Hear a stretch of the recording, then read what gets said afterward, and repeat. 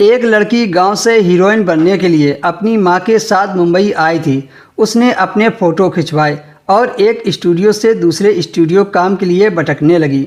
उसी दौरान उसकी मुलाकात एक मशहूर हीरो से हो गई तो उसने आश्वासन दिया कि वो कुछ करेगा। फिर उसने उस लड़की को रात में अपने घर बुला लिया तो वो लड़की वहाँ पर चली गई।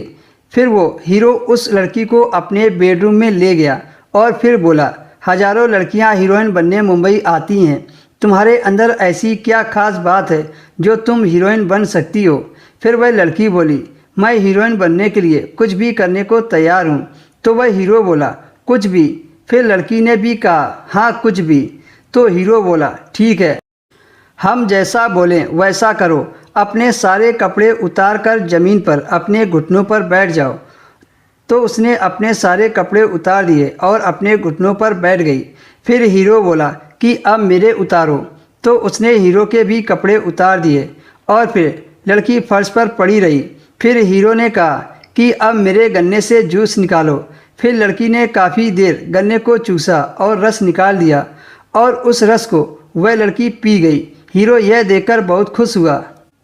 फिर उस हीरो ने एक डायरेक्टर के नाम चिट्ठी लिखी और कहा कि तुम अच्छा गन्ना चूसती हो।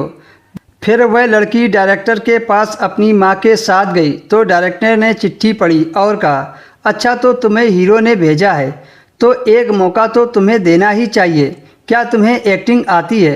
तो लड़की ने कहा, यस सर, मैं बहुत अच्छी एक्टिंग कर लेती हूँ। फिर डायरेक्टर ने लड़की की माँ को बाहर बैठाया और लड़की को अंदर रूम में ले गया और पूछा कि क्या कभी एक्टिंग स्कूल में गई हो। लड़की ने कहा, नहीं सर।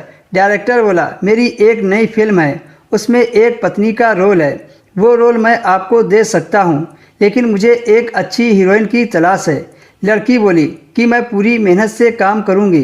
फिर डायरेक्टर बोला, क्या तुम यह रोल कर लोगी। लड़की बोली, व्हाई नॉट सर, आप चाहो तो आजमा कर देख लो। डायरेक्टर ने साड़ी और ब्लाउज दिया और पहनने को कहा तो वह लड़की साड़ी ब्लाउज पहनकर आ गई। डायरेक्टर ने कहा, सीन ये है कि आज तुम्हारी सुहाग रात है और पति मैं हूँ। तुम पलंग पर जाकर नई नवेली दुल्हन की तरह बैठ जाओ, मैं आऊँगा तुम्हारा घूंघट उठाऊँगा। फिर डायरेक्टर लड़की के पास गया और एक्टिंग के बहाने लड़की के साथ शारीरिक सुख भोग लिया। लड़की अपनी इज्जत लुटवा कर वहाँ से चली गई और उसे काम भी नहीं मिला।